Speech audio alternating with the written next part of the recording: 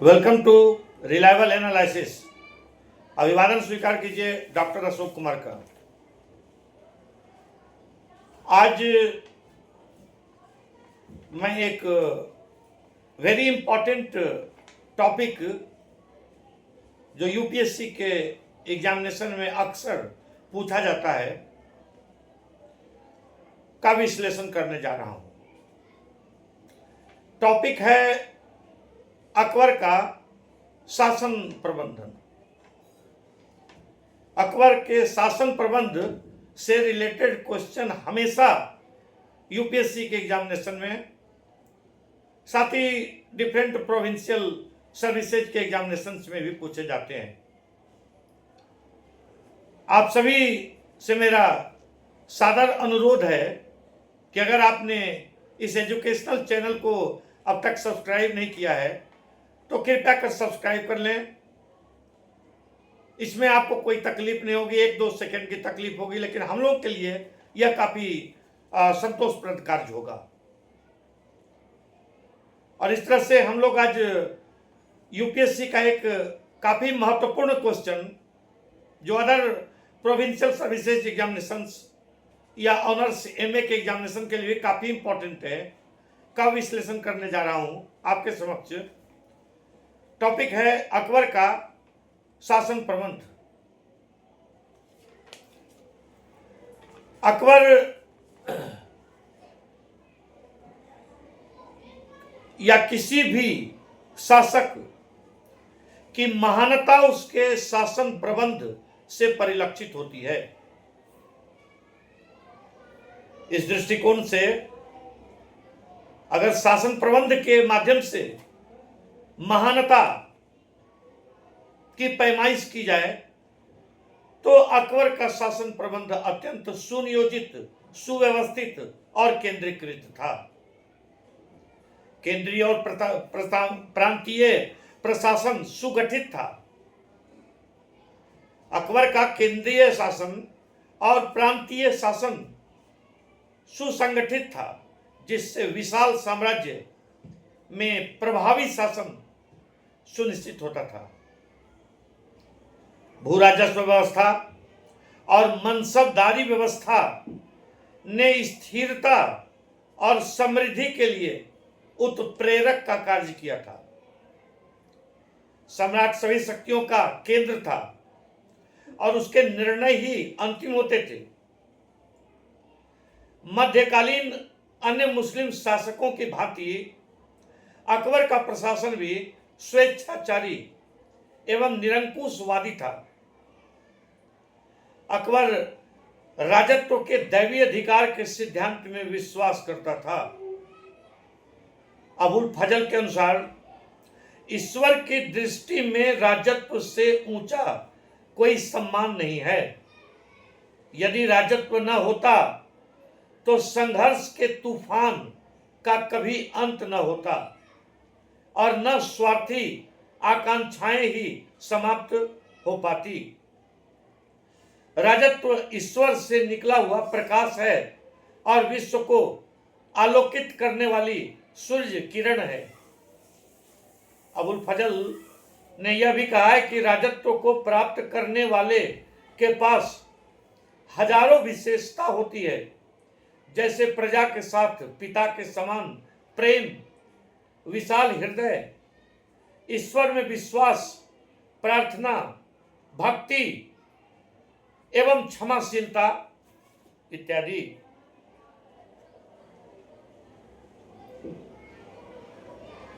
मुगलों का शासन तंत्र जो मुगल शासन काल के दौरान चला, खासकर अकबर द्वारा जो स्थापित किया गया शासन से संबंधित जो तंत्र अकबर ने स्थापित किए, तो मुख्य रूप से उसी को अन्य बाद के शासकों ने भी फॉलो किया।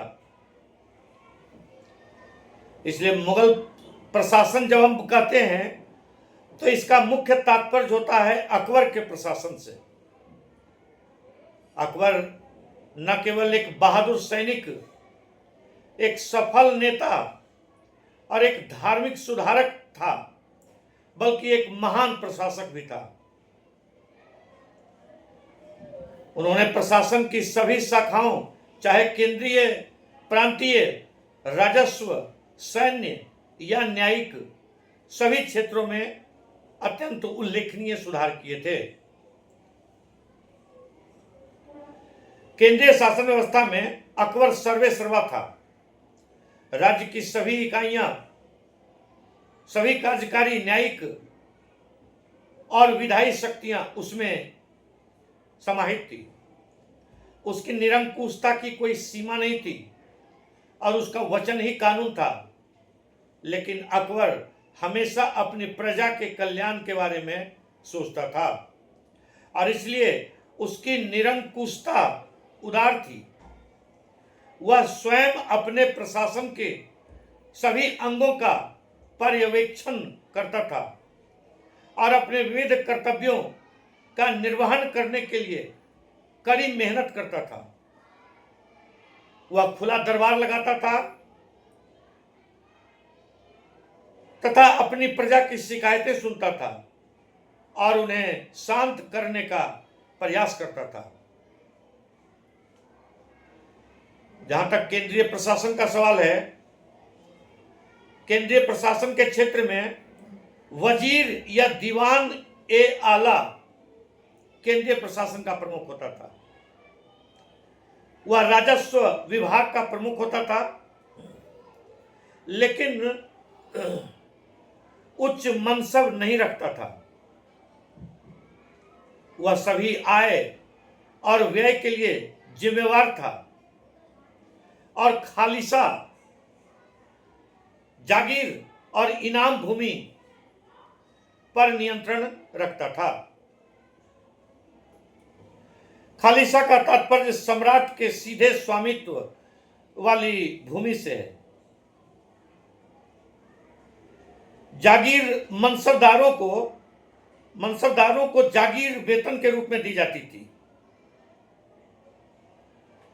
इनाम का तात्पर्य था कि विद्वान और धार्मिक पुरुषों को इनाम दिया जाता था। इनाम मुख्य रूप से भूमि के रूप में दी जाती थी। इनाम अनुदान धार्मिक विश्वासों की परवाह किए बिना दी जाती थी और इसका प्रमुख उद्देश्य होता था खेती को प्रोत्साहन देना। मुगल सरदारों के उच्च वेतन के कारण विदेशी प्रतिभाओं को भी आकर्षण मिला और दूसरे देशों से भी कई प्रतिभाशाली लोग मुगल प्रशासन में नौकरी करने के लिए आकर्षित हुए। मुगल प्रशासन में सैन्य प्रमुख को मीर बख्शी कहा जाता था। सैन्य प्रशासन का प्रमुख होता था और सशस्त्र टुकड़ियों और युद्ध उपकरणों की देखरेख का कार्य करता था। वह घोड़ों को दागने का व्यक्तिगत रूप से निरीक्षण करता था। उन दिनों घोड़ों को दागा जाता था ताकि घोड़े बदल नहीं लिए जाएं, तो इसलिए घोड़ों को दागने की प्रथा थी। तो घोड़ों को दागने का वह व्यक्तिगत रूप से निरीक्षण करता था और सैनिकों की उपस्थिति, चेहरा देख करके सैनिकों की उपस्थिति को सुनिश्चित करने का कार्य करता था। अर्थात सैनिकों की उपस्थिति सुनिश्चित करने, यानी एक प्रकार से जिसको आजकल के भाषा में हम लोग कहते हैं अटेंडेंस, तो अटेंडेंस बनाने का कार्य, सैनिकों के अटेंडेंस बनाने का कार्य, और वो चेहरा देख करके यह कार्य होता था। तो इसके लिए मीर बख्शी उत्तरदायी था। मीर बख्शी के अन्य कार्यों के अंतर्गत मनसबदारों की नियुक्ति के सभी आदेश मीर बख्शी के द्वारा दिए जाते थे। मनसबदारों के वेतन संबंधी कागजात मीर बख्शी के द्वारा अनुमोदित और पारित किए जाते थे। मीर बख्शी खुफिया और सूचना एजेंसियों के प्रमुख भी थे। वरीद खुफिया अधिकारी होता था और वाकिया नवीस समाचार संवाददाता होता था। वरीद अर्थात खुफिया अधिकारी और वाकिया नवीस अर्थात समाचार संवाददाता साम्राज्य के सभी हिस्सों में फैले हुए होते थे और साम्राज्य के सभी हिस्सों से महत्वपूर्ण सूचना ला करके देना सम्राट तक इनका वरीद का और वाकिया नवीस का कार्य होता था। अब सैनिकों का एक समूह था जिसको अहादीस कहा जाता था। अहादीस सज्जन सैनिकों का समूह होता था और ये सम्राट के अपने घरेलू सैनिक होते थे जिन्हें मुगल सम्राट स्वयं भर्ती करता था। मुख्यतः सम्राट के अपने रक्त संबंधियों और कवायलियों में से ये अहादीस की नियुक्ति होती थी।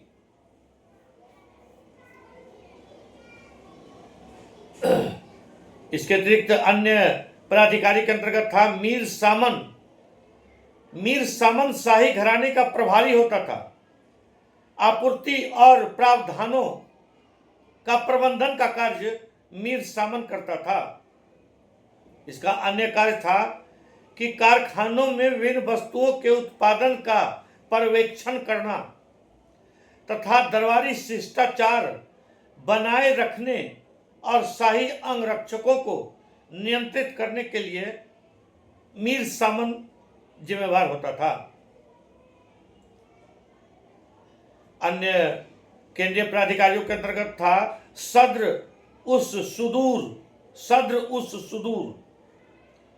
धार्मिक विभाग का प्रमुख था सद्र उस सुदूर और उसका मुख्य कर्तव्य शरीयत के कानूनों की रक्षा करना था। वह दान के वितरण से भी जुड़ा हुआ था। वह नकद यानी वजीफा और भूमि अनुदान यानी सुयुयल, इनाम, मदद ए मास इत्यादि कार्यों को भी नियंत्रित करता था। अर्थात नगद देने का कार्य, भूमि अनुदान देने का कार्य इत्यादि किया करता था। कोर्निश नामक एक प्रकार का अभिवादन की पद्धति का प्रचलन था जिसके अंतर्गत विनम्रता और समर्पण के साथ अभिवादन किया जाता था सम्राट का। इसमें दरबारी अपनी दाहिनी हथेली को माथे पर रखते थे और अपना सिर 3 बार झुकाते थे। इस प्रकार से सिर झुका करके कमर के पास से ही झुकते थे और इस प्रकार से सलामी देते थे। जहां तक प्रांतीय शासन का सवाल है, साम्राज्य को 12 प्रांतों जिसको सूबा कहा जाता था यानी 12 प्रांतों यानी सूबों में विभाजित किया गया। प्रत्येक को एक दीवान, बख्शी, सदर और काजी प्रदान किए गए थे जो अपने केंद्रीय समकक्षों के कार्यों का अनुसरण करते थे। प्रांतों को आगे सरकार और परगना में विभाजित किया गया था। प्रांत को सूबा कहा जाता था और एक सूबा का मुखिया सूबेदार कहलाता था। सूबेदार का प्रमुख कार्य था कानून और व्यवस्था को संभालना। दीवान का कार्य होता था राजस्व का प्रबंधन करना, राजस्व को संग्रह करना और राजस्व की निगरानी करना तथा खेती में वृद्धि का प्रयास करना। तकाबी एक प्रकार का ऋण था। किसानों को राजस्व विभाग के माध्यम से ऋण दिया जाता था।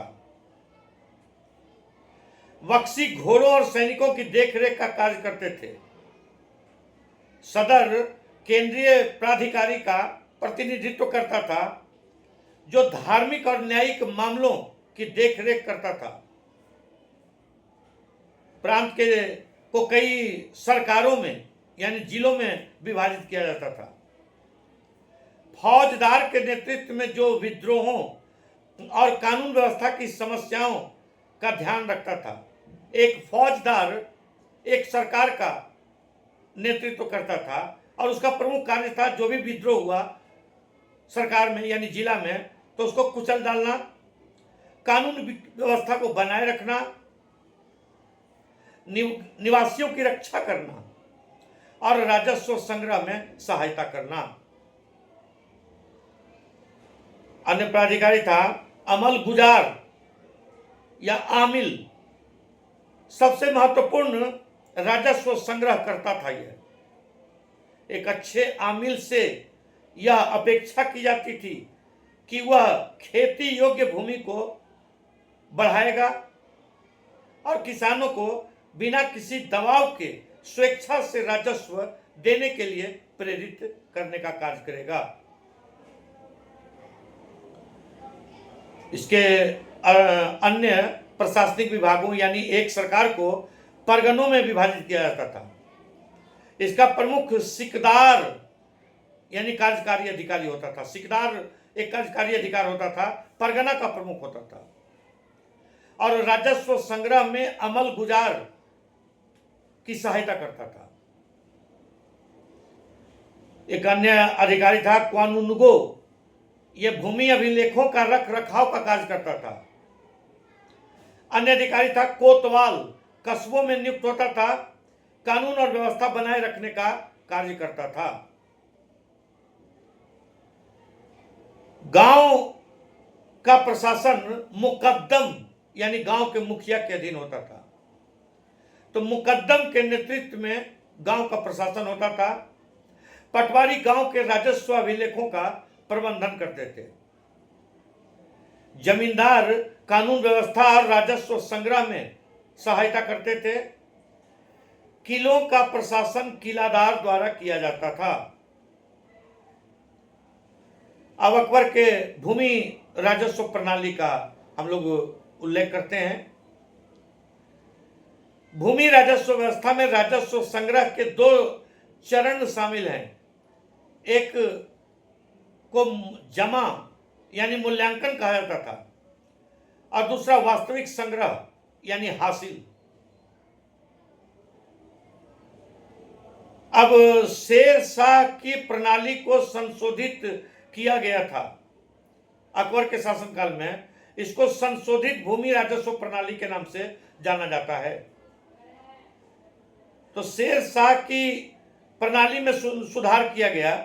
राजा टोडर मल ने भूमि माप और वर्गीकरण को मानकीकृत करके इसे और अधिक परिष्कृत किया था। इस भूमि राजस्व प्रणाली को संशोधित भूमि राजस्व प्रणाली के नाम से जाना जाता है। अर्थात ये संशोधित किसका था? तो शेर शाह की भूमि राजस्व प्रणाली का संशोधन था। राजस्व औसत उत्पादन का 1/3 निर्धारित किया गया था और इसका भुगतान मुख्यतः नगद में किया जाता था। इसके अतिरिक्त जब्त या जब्ती प्रणाली, शेर शाह ने इस प्रणाली का सूत्रपात किया था, इसको लागू किया था और अकबर ने भी इसको आत्मसात किया। राजा टोडरमल से जुड़ी हुई यह प्रणाली थी और इसे टोडरमल का बंदोबस्त भी कहा जाता था। अब इसके अतिरिक्त भूमि राजस्व प्रणाली के अंतर्गत था दहसाला प्रणाली। दहसाला प्रणाली 1580 ईस्वी में यह शुरू की गई थी। दहसाला प्रणाली, इसमें स्थानीय कीमतों को ध्यान में रखते हुए पिछले 10 वर्षों की औसत उपज के आधार पर राजस्व की गणना की जाती थी। तो यहां पर एक बात उल्लेखनीय है कि मुगलों की यानी अकबर की, खास करके अकबर की भूमि राजस्व प्रणाली में उपज एक कंसीडरेशन था। यानी क्रॉप्स का कितना प्रोडक्शन हुआ, फसल का उपज कितना हुआ, इसका ध्यान रखा जाता था। अर्थात अकाल, महामारी, बाढ़, सुखाड़ इत्यादि प्राकृतिक आपदाओं की परिस्थिति को भी देखा जाता था। इसके विपरीत बाद में अंग्रेजों के शासनकाल में अकाल, बाढ़, महामारी, सुखाड़ इत्यादि का कोई ध्यान नहीं रखा जाता था। सिर्फ जमीन के साइज के आधार पर भू राजस्व वसूल किया जाता था। तो 10 साला प्रणाली के अंतर्गत पिछले 10 वर्षों की औसत उपज के आधार पर राजस्व की गणना की जाती थी। समान उत्पादकता वाले परगना को अलग अलग मूल्यांकन मंडलों में संगठित किया जाता था। भूमि का वर्गीकरण एक अन्य प्रमुख पहलू है। तो भूमि को उनकी संबंधित मूल्यांकन दरों के साथ कई श्रेणियों में वर्गीकृत किया गया था। तो भूमि के वर्गीकरण का पहली श्रेणी थी पोलाज। लगभग हर साल खेती की जाती थी, ऐसी भूमि को पोलाज कहा जाता था। चाचर 2 से 3 साल तक परती रह जाता था, उसके बाद खेती होती थी, इसको चाचर कहा जाता था। बंजर 5 वर्ष से अधिक अगर कोई जमीन पड़ती रहती थी तो इसको बंजर कहा जाता था। कटोरिस राजस्व संग्रह और लेखा परीक्षा के लिए नियुक्त किए जाते थे। करोरिस और आमिलों यानी राजस्व संग्रहकर्ताओं को विभिन्न आवश्यकताओं के लिए तकावी ऋण प्रदान करके तथा प्रबंधनीय किस्तों में पुनर्भुगतान को सक्षम बनाकर किसानों की सहायता करने के लिए प्रोत्साहित किया गया था।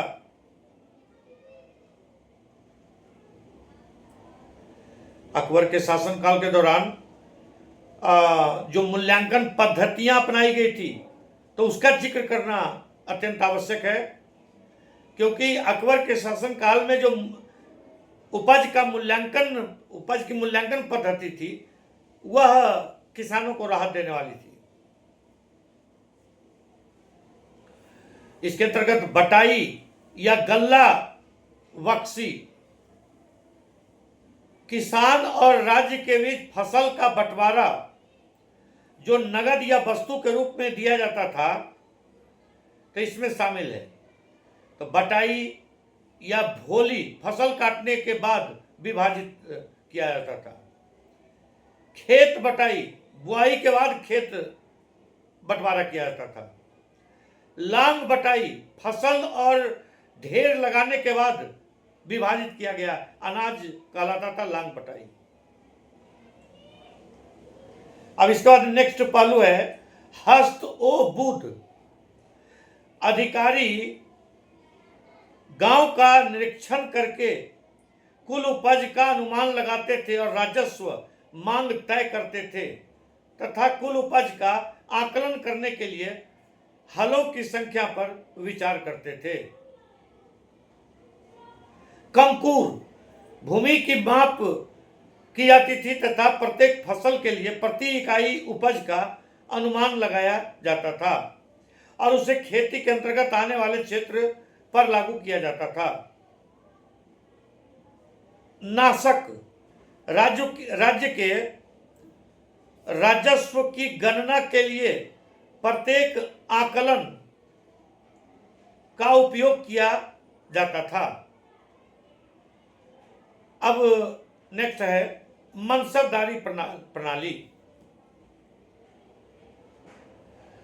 तो मनसबदार एक ऐसे व्यक्ति को संदर्भित करता है जो मनसब रखता है, अर्थात जिसका अर्थ है एक पद या रैंक।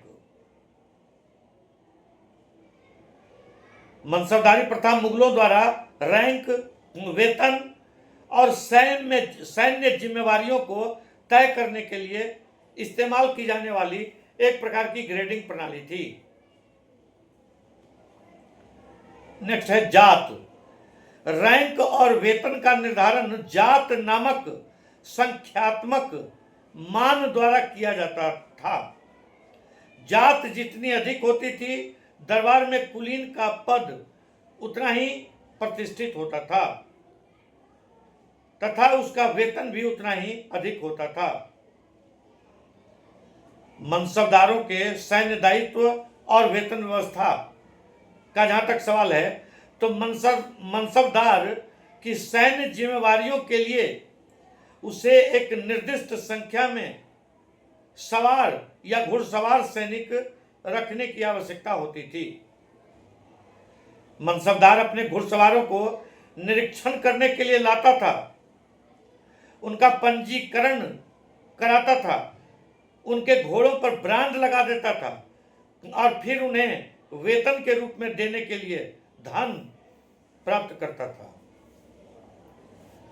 मनसबदारों को उनका वेतन राजस्व के रूप में मिलता था, जिसे जागीर कहा जाता था।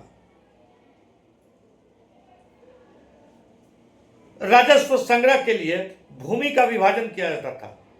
राजस्व उद्देश्यों के लिए सभी भूमि को दो भागों में विभाजित किया जाता था। एक को कहा जाता था जागीर, दूसरे को कहा जाता था खालिसा। खालिसा से प्राप्त भू राजस्व शाही खजाने में जाता था, जबकि जागीर से प्राप्त राजस्व मनसबदारों को जाता था। जागीरों का प्रशासन, जागीरें कुछ कुछ एकता जैसी होती थी, लेकिन मुक्तियों के विपरीत अधिकांश मनसबदार वास्तव में अपनी जागीरों के निवास या प्रशासन नहीं करते थे। उनके लिए राजस्व उनके सेवकों द्वारा एकत्र किया जाता था, जबकि मनसबदार स्वयं देश के किसी अन्य भाग में सेवा करते थे। अब जागीरों का हस्तांतरण और उत्तराधिकार का निर्धारण। जागीरें नियमित हस्तांतरण के अधीन थीं और वंशानुगत नहीं थी। इसके अलावा मनसबदार की मृत्यु पर ये संपत्तियां राज्य को वापस कर दी जाती थी। रैंक विविधता और कुलीनता का विकास। रैंक 10 से लेकर 5000 तक थी। इसमें राजा मान सिंह और मिर्जा अजीज कोका जैसे असाधारण व्यक्ति 7000 तक के थे। इस प्रणाली के कारण कुलीन वर्ग में विविधता आई। शुरुआत में मध्य एशियाई और फारसी, लेकिन बाद में इसमें राजपूत और शेख जाट भारतीय मुसलमान शामिल हो गए थे। राजपूत नीति। अकबर की राजपूत नीति एक समझौतावादी नीति थी। अकबर ने राजपूतों के प्रति सौहार्दपूर्ण नीति का परिपालन किया था। इसका प्रमुख उद्देश्य राजपूतों की शक्ति का, उनकी सामर्थ्य, उनकी रण कौशल का मुगल साम्राज्य के विस्तार में उपयोग करना तथा अपने साम्राज्य को यानी मुगल साम्राज्य को अस्थायित्व प्रदान करना इसका प्रमुख उद्देश्य था। अकबर ने राजपूत परिवारों के साथ वैवाहिक गठबंधन बनाए और उन्हें उच्च न्यायालय के पद सौंपे गए। ऊंचे ऊंचे मनसबदारी उन्हें प्रदान की गई। प्रशासन में ऊंचे ऊंचे पद दिए गए। उन्होंने हरखाबाई यानी आमेर के राजा भारमल की बेटी, जिन्हें कुछ लोग जोधाबाई भी कहते हैं, और बीकानेर और जैसलमेर की राजकुमारियों से विवाह किया। इस प्रकार से अकबर का शासन प्रबंध अत्यंत उत्कृष्ट था। अकबर ने अपने प्रशासनिक सुधारों के माध्यम से मुगल शासन व्यवस्था को काफी सुदृढ़ और मजबूत करने का कार्य किया था। प्रशासनिक सुधारों के कारण अकबर के शासन काल में एक मजबूत साम्राज्य की नींव रखी जा सकी थी। अकबर का प्रशासन केंद्रीकृत था। कुशल राजस्व संग्रह और सैन्य संगठन अकबर की शासन प्रबंध की प्रमुख नीतियां थी। अकबर के शासन प्रबंध की नीतियों ने साम्राज्य की स्थिरता और विस्तार में काफी योगदान दिया था। अकबर ने राजपूतों के प्रति सौहार्दपूर्ण दृष्टिकोण से एकता और सहयोग को बढ़ावा देने का कार्य किया था, और यही कारण है कि अकबर की इन नीतियों के परिणाम स्वरूप एक समृद्ध और सामंजस्यपूर्ण शासन मुगल काल में स्थापित हो सका था। मुगल साम्राज्य एक सुदृढ़ शासन के रूप में विकसित हो सका था। अकबर के शासन प्रबंध के बारे में आज का विश्लेषण समाप्त करते हैं। आपसे फिर से एक बार नम्र निवेदन है कि कृपया इस चैनल को सब्सक्राइब करें, और इसके वीडियो का एनालिसिस पसंद होता है तो लाइक और शेयर करें। इस प्रकार का एजुकेशनल वीडियो जो यूपीएससी, बीपीएससी या other provincial civil services examination में पूछे जाएंगे। साथ ही साथ अदर एजुकेशनल वीडियोज हमेशा इस एजुकेशनल चैनल पर आपको मिलता रहेगा। Thank you.